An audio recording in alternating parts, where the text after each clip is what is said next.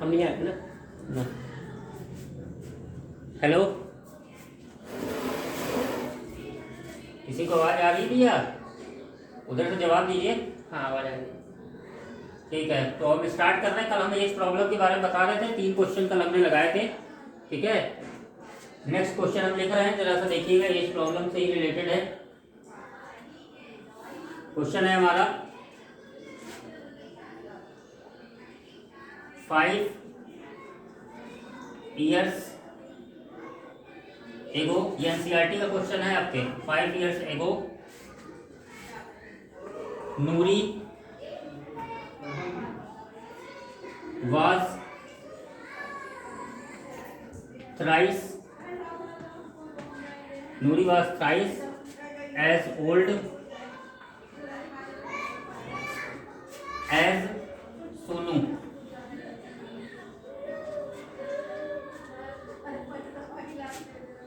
Ten years later, Noori will be twice years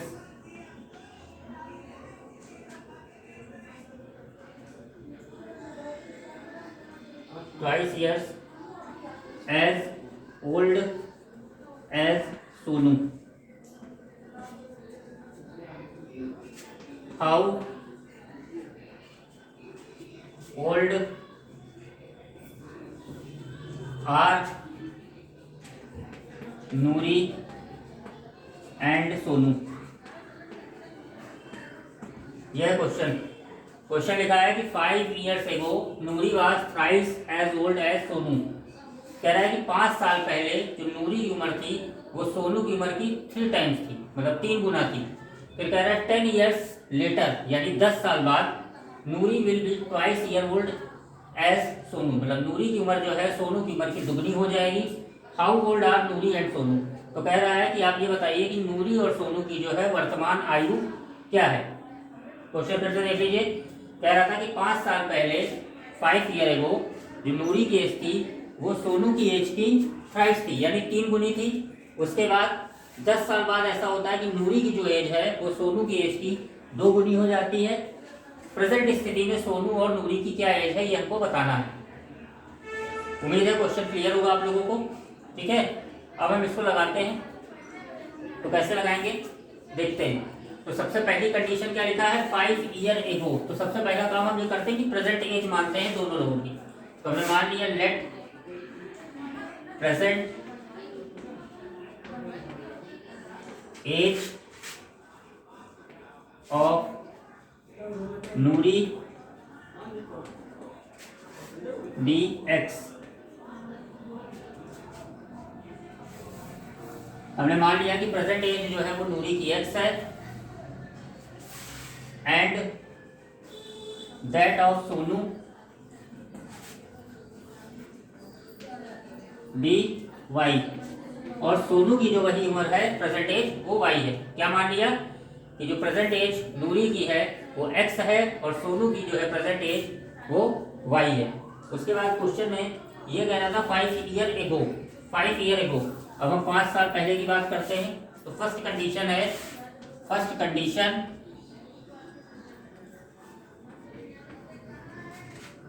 क्या है? First condition है 5 year ago. ठीक, तो 5 साल पहले यहाँ लिखेंगे एज ऑफ नूरी। तो 5 साल पहले नूरी की एज क्या हो जाएगी? अभी अगर x है तो 5 साल पहले x - 5 हो जाएगी। एज ऑफ सोनू ये कितनी हो जाएगी? ये हो जाएगी y - 5। अब अकॉर्डिंग टू क्वेश्चन ये कह रहा है कि जो नूरी की एज थी 5 साल पहले वो सोनू की एज की थ्राइस थी।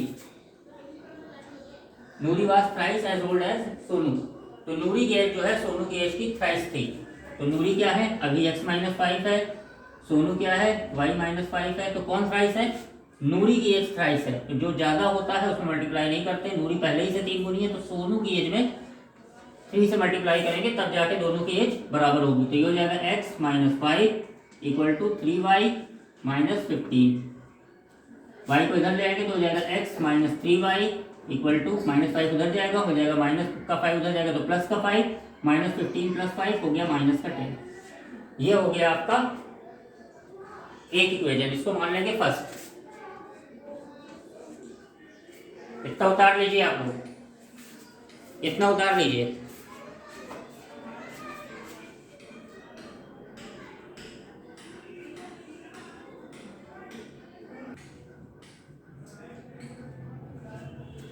चलिए हो गया। अब हम लोग आगे आते हैं, सेकंड कंडीशन पे आते हैं। ये फर्स्ट कंडीशन हो गई। अब सेकंड कंडीशन क्या थी? सेकंड कंडीशन में ये लिखा हुआ है कि 10 year later Noori will be twice as old as Sonu. 10 year later, तो हम क्या लिखेंगे? 10 ईयर लेटर, लेटर मतलब 10 साल बाद। तो नूरी की जो एज हो जाएगी, अभी अगर x है तो 10 साल बाद x प्लस 10 हो जाएगी। सोनू ये 10 साल बाद हो जाएगी y प्लस 10। ठीक है। अब अकॉर्डिंग टू क्वेश्चन में क्या कह रहा था? अकॉर्डिंग टू क्वेश्चन कह रहा था कि नूरी अभी कितनी है? x प्लस 10, 10 साल बाद y प्लस 10। तो कह रहा है कि नूरी की एज जो है सोनू की एज की ट्वाइस हो जाएगी, मतलब नूरी की एज जो है वो 10 साल बाद जो है नूरी की एज जो है वो सोनू की एज की ट्वाइस थी। तो मतलब नूरी जो है 2 गुना थी, सोनू कम है, तो जो कम है उसमें 2 से मल्टीप्लाई कर देंगे। अब ये बराबर हो गया, ये हो जाएगा x plus 10 equal to 2y plus 20। 2y को इधर लाएंगे, हो जाएगा x minus 2y equal to 20 में से 10 गया 10। इसको बोलेंगे इक्वेशन नंबर 2। इस तरह से हमारे पास 2 इक्वेशन आ गई, एक आ गई इक्वेशन 1 और दूसरी आ गई इक्वेशन 2। अब इन दोनों को हम सॉल्व करेंगे सब्स्टिट्यूशन मेथड से। इसको उतार लीजिए।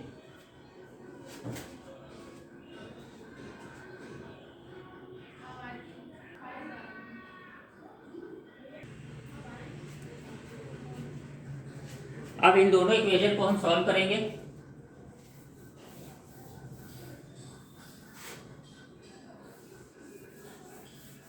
तो जैसा कि हमने लास्ट लेक्चर में ये बताया था कि सॉल्व करने के लिए हम लोग सब्स्टिट्यूशन मेथड का यूज करेंगे। तो लिखेंगे सबसे पहले फ्रॉम 1, जो पहली इक्वेशन है।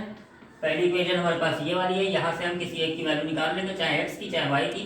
तो हम x की निकाल लें तो इसके लिए क्या करेंगे? जो y वाला टर्म है उसको उधर भेज देंगे, इक्वल टू माइनस का 10 प्लस 3y। इसको हमने मान लिया a। ठीक, पुट इन टू। अब इस वैल्यू को x की हमने 2 में रख दिया, तो जहाँ x है उसकी जगह रखना है -10 प्लस 3y। तो -10 प्लस 3y, ऑलरेडी यहाँ पे माइनस का 2y इक्वल टू 10। ये 10 उधर भेज दो, 3y में से 2y जाएगा, बचेगा y, और ये हो जाएगा 10 प्लस 10 यानी y इक्वल टू हो गया 20। y की एज हम a में रख देते हैं, फ्रॉम a। ये हो जाएगा x इक्वल टू माइनस का 10 प्लस 3 इंटू 20, 23 या 60, 60 माइनस 10 50। तो ये आपका आंसर आ गया। x हमने किसकी एज मानी थी? नूरी की एज मानी थी। तो नूरी जो हो जाएगा 50 ईयर्स, और सोनू 20 ईयर्स। ये आपका आंसर है। नूरी की एज 50 ईयर्स, सोनू की एज 20 ईयर्स। नूरी की एज 50 ईयर्स, सोनू की एज 20 ईयर। बता लीजिए।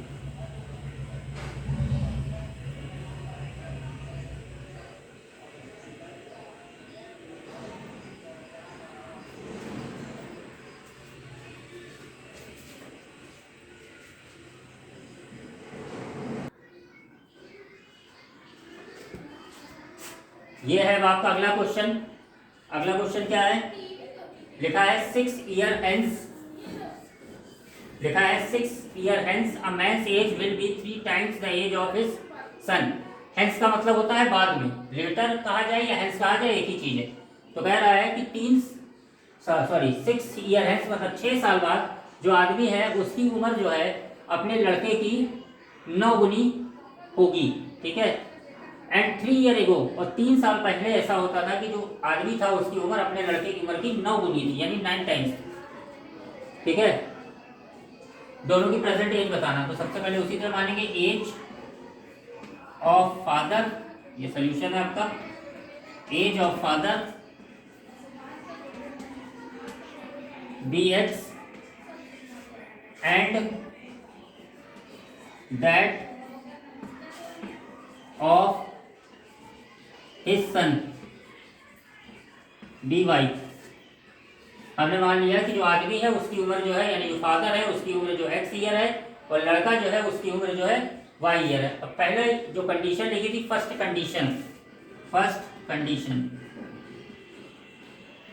कंडीशन ये कह रहा है 6 ईयर हेंस मतलब 6 साल बाद, तो यहाँ लिखेंगे फर्स्ट कंडीशन 6 ईयर हेंस। तो 6 ईयर हेंस फादर की एज क्या हो जाएगी, फादर जितनी अभी है उसमें 6 ऐड हो जाएगा, सन की एज क्या हो जाएगी, जितनी अभी है उसमें 6 ऐड हो जाएगा, ये हो गया।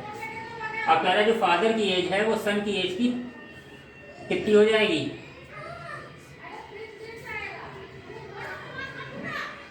3 टाइम। कह रहा फादर की एज जो है वो सन की एज की 3 टाइम हो जाएगी 6 साल बाद। अकॉर्डिंग टू क्वेश्चन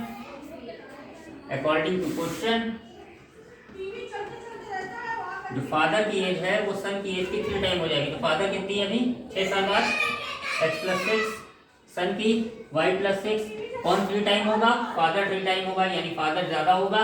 तो बराबर करने के लिए जो कम वाला है यानी लड़का उसमें 3 से मल्टीप्लाई कर देंगे, इसको अंदर ले जाएंगे, हो जाएगा x+6 = 3y+18। इसके बाद इसको इधर ले आएंगे, हो जाएगा x - 3y = 6, उधर जाएगा, हो जाएगा 12। ये आ गई पहली कंडीशन, ये हो गई पहली कंडीशन। इसके बाद ये हो गई पहली कंडीशन, इतना आप लोग उतार लीजिए।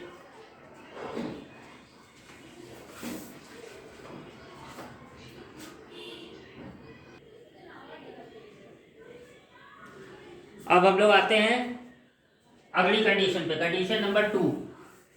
कंडीशन 2 ये क्या कह रहा है, यानी सेकंड कंडीशन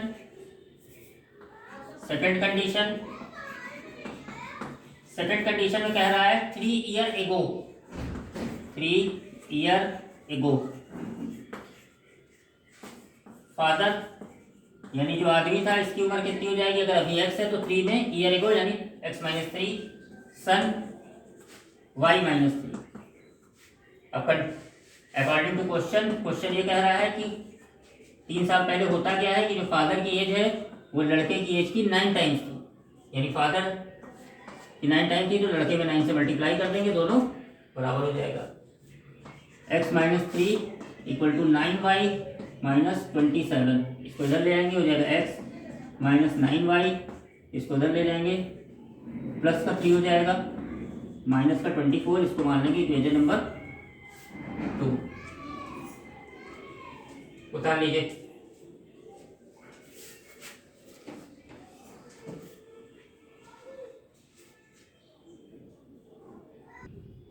चलिए आगे देखिए। अब हमारे पास इन दोनों इक्वेशन को सॉल्व करना है, और उसके लिए वहां पर मेथड कौन सा है, सब्स्टिट्यूशन मेथड, ठीक है। तो अभी तक हम जितने क्वेश्चन सॉल्व किए सारे सब्स्टिट्यूशन मेथड से सॉल्व किए हैं, ठीक। अब इस क्वेश्चन को हम क्या करेंगे, आपको जितने 4 मेथड हमने बताए थे पहली क्लास में कि 4 मेथड होते हैं किसी क्वेश्चन को सॉल्व करने के। सबसे पहला होता है ग्राफिकल, नंबर 2 होता है सब्स्टिट्यूशन मेथड, नंबर 3 जो होता है आपका ग्राफिकल मेथड के बाद एलिमिनेशन मेथड, ठीक है। ग्राफिकल, सब्स्टिट्यूशन, नंबर 3 पे आता है एलिमिनेशन मेथड, और नंबर 4 पे आता है क्रॉस मल्टीप्लिकेशन मेथड। तो इस क्वेश्चन को ग्राफिकल को छोड़ के बाकी के जो 3 मेथड है उनसे हम सॉल्व करके आपको दिखा रहे हैं, ठीक है। तो देखिए, ग्राफिकल जिस दिन आप लोगों को पढ़ाएंगे उस दिन आप लोग अगर अपने पास एक ग्राफ पेपर रखें तो ज़्यादा बेहतर होगा, ठीक है। जब होगा आपके पास अवेलेबल तो आप बता दीजिएगा, तो हम उसको ग्राफिकली बता देंगे, ठीक है। तथा चल यहाँ कितना लिखा था बेटा, x minus 3y equal to 12। चलिए हम 12 लिख दे रहे हैं, जो भी है, ठीक है।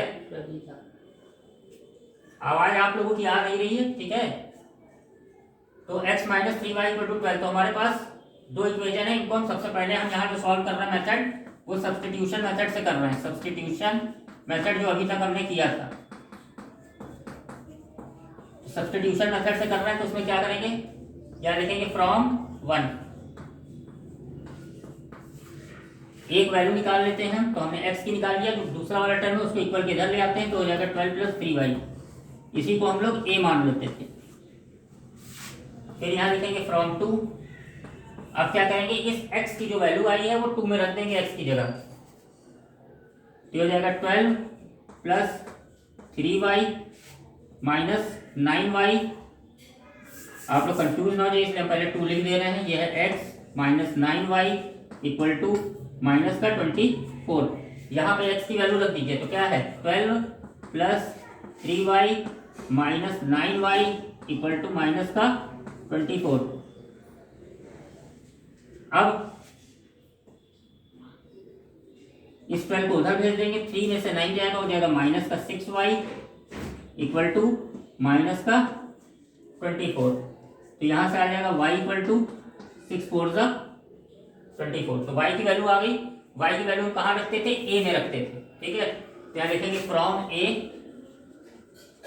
में रख देंगे y की वैल्यू। तो y की वैल्यू आई 4, यहाँ रख दीजिए, तो हो जाएगा x इक्वल टू 12 प्लस 3 इंटू 4, ये हो जाएगा 24, ठीक है। तो यानी जो फादर की एज है वो 24 आ जाएगी और जो सन है उसकी एज आ जाएगी 4 ईयर, ठीक है।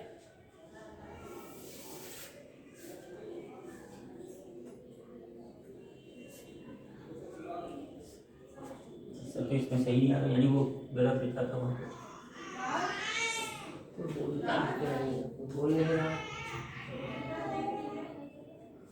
आप लोगों ने बोला नहीं वहां, यहाँ पे 12 की जगह शायद कुछ और लिखा था, वो दिया भी नहीं ध्यान क्या था, ठीक है।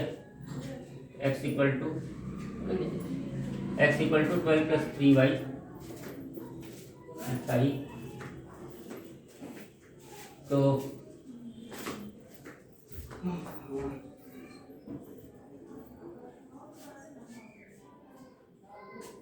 ठीक है, x minus 9y equal to minus का 24 था, और यह आया था x माइनस का 3y, यहाँ से निकाल दिया, x equal to 12 plus 3y हो गया। तो यहीं से निकाला तो जो होगा, यहाँ रखेंगे 12 plus 3y, 3 minus 9 minus 6y, ये देखिए यहाँ गलत है। ये हो जाएगा 3 माइनस 9y हो जाएगा माइनस का 6y, 12 उधर जाएगा तो माइनस का 12 हो जाएगा, माइनस का 24 और माइनस का 12 माइनस का 36, तो y इक्वल टू हो जाएगा 6। भैया ध्यान दिए रहिए दीजिए, बता दिया कीजिए, ठीक है। तो y इक्वल टू 6 हो गया, y की वैल्यू यहाँ रख देंगे a में, ठीक है। तो 6 3 18 और 3 और 12 20। तो फादर जो हो जाएंगे, फादर की एज हो जाएगी 30 और सन 6 ईयर। आंसर ये जो मेथड हमने आपको बताया ये सब्स्टिट्यूशन मेथड था, ठीक है। इसके बाद अभी हम एलिमिनेशन और क्रॉस मल्टीप्लिकेशन दोनों बता दे रहे हैं।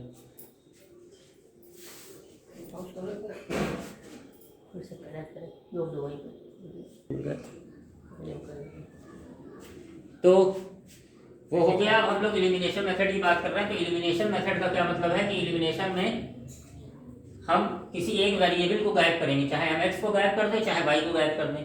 तो इसके लिए तरीका क्या होता है, दोनों इक्वेशन को साइड बाई साइड उतार लिया जाए, यानी x minus 3y equal to 12 और दूसरा है x minus 9y equal to minus 24। तो इसमें एलिमिनेट करते हैं। तो एलिमिनेट करने के लिए क्या करते हैं, जो x का कोफिशिएंट ऊपर है, अगर हमको मान लो x को गायब करना है, x को एलिमिनेट करना है, तो जो x का ऊपर कोफिशिएंट है वो नीचे मल्टीप्लाई कर देते हैं और जो x का नीचे कोफिशिएंट है वो ऊपर मल्टीप्लाई कर देते हैं। तो यहाँ पे x का ऊपर कोफिशिएंट कितना है 1, तो 1 से नीचे मल्टीप्लाई करो तो कोई फर्क नहीं पड़ेगा। उसी तरह x का नीचे कोफिशिएंट कितना है 1, तो यहाँ ऊपर 1 से मल्टीप्लाई करो तो हो जाएगा सेम ही रहेगा, यानी आएगा x minus 3y equal to 12 और ये हो जाएगा x माइनस का 9y इक्वल टू माइनस का 24। अब x को हम एलिमिनेट कर रहे हैं और देखेंगे कि x के आगे साइन कौन सा है, जिसके आगे कुछ नहीं तो इसका मतलब प्लस का साइन है। और अगर साइन सेम है, जैसे ऊपर नीचे दोनों प्लस के साइन है, तो हम क्या करते हैं सब्ट्रैक्ट कर देते हैं। सब्ट्रैक्ट करने में सबका साइन बदल जाता है, ये माइनस हो जाएगा, अब ये प्लस हो जाएगा और ये प्लस हो जाएगा, तो ये कैंसिल हो जाएगा। अब ये प्लस का 9, अब ये माइनस काम खत्म है, इसको प्लस का 9y देखेंगे और ये माइनस का 3y, तो 9 में से 3 गया 6y। अब ये प्लस का 12 और ये प्लस का 24 है, तो ये हो जाएगा 36, तो y इक्वल टू 6।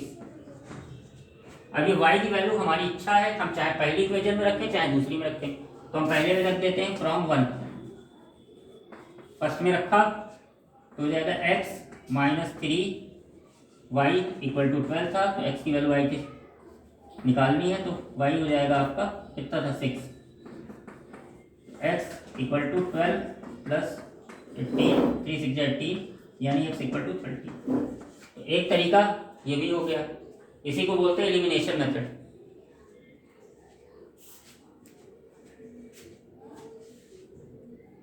अब मान लीजिए किसी बच्चे के मन में ये आ रहा होगा कि सर ने x को एलिमिनेट कर दिया एलिमिनेशन, तो y को भी एलिमिनेट कर सकते हैं, ये आंसर हो गया, ठीक है।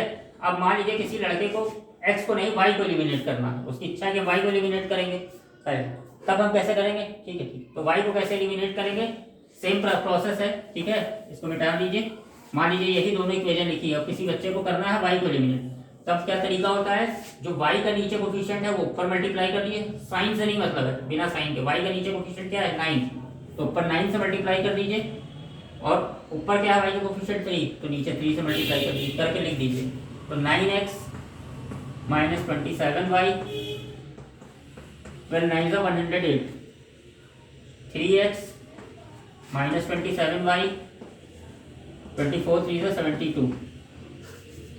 अब जिसको हमें एलिमिनेट करना है y को कर रहे थे, तो हम देखेंगे क्या y के साइन सेम है, मतलब जो आगे सिंबल है, तो ये भी माइनस ये भी माइनस। हमने बताया था कि अगर साइन सेम होता है ऊपर नीचे तो सब्ट्रैक्ट किया जाता है, तो घटा देंगे, तो माइनस प्लस प्लस, ये कैंसिल हो जाएगा, 9 में से 3 गया 6x, इधर ऐड कर दो, ये हो जाएगा 180, तो x इक्वल टू 180 अपॉन 6, ये आ गया 30। अब फिर वही चीज x की वैल्यू जिसमें इच्छा हो रख दो, तो हम पहले में रख देते हैं फ्रॉम 1, पहले में हमने x की वैल्यू रख दी, यानी हो गया 30 माइनस 3y इक्वल टू 12, तो हो गया माइनस का 3y, 12 माइनस 30, ये हो गया माइनस का 18, ठीक है। y इक्वल टू माइनस का 18 अपॉन माइनस का 3 यानी 6। इसी को बोलते हैं एलिमिनेशन मेथड। उतार लीजिए, 5 लोग हैं, से बताते हैं।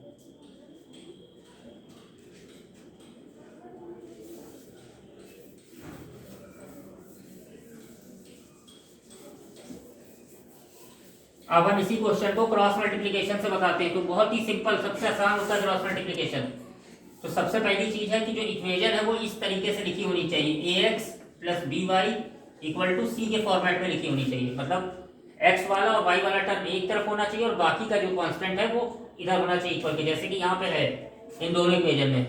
तो तरीका क्या होता है, सबसे पहले यहाँ पे x लिख दिया जाता है, फिर y लिख दिया जाता है और फिर -1 लिख दिया जाता है। सारे सवाल में किया जाएगा, x और y लिखा जाएगा और फिर -1 लिखा जाएगा। ये तीन चीजें लेके चलनी है, पर x y लिखना मतलब है जिन चीजों की वैल्यू निकालनी है। हमारे क्वेश्चन में u भी है तो यहाँ u भी लिख दिया जाएगा, -1 सब जगह कॉमन रहेगा, ये लिखना है। फिर क्या करते हैं, इस क्वेश्चन को जिनको सॉल्व करना पहले उसको एक के ऊपर एक लिख लीजिए, x minus 3y equal to 12 और फिर है x minus 9y equal to -24।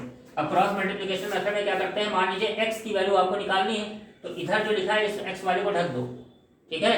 ढकने के बाद क्या होगा, जो भी दिख रहा है कोफिशिएंट वो लिख लो। तो y का कोफिशिएंट कितना है, -3, नीचे y का कोफिशिएंट कितना है, -9, इधर क्या है 12 और -24 हो गया।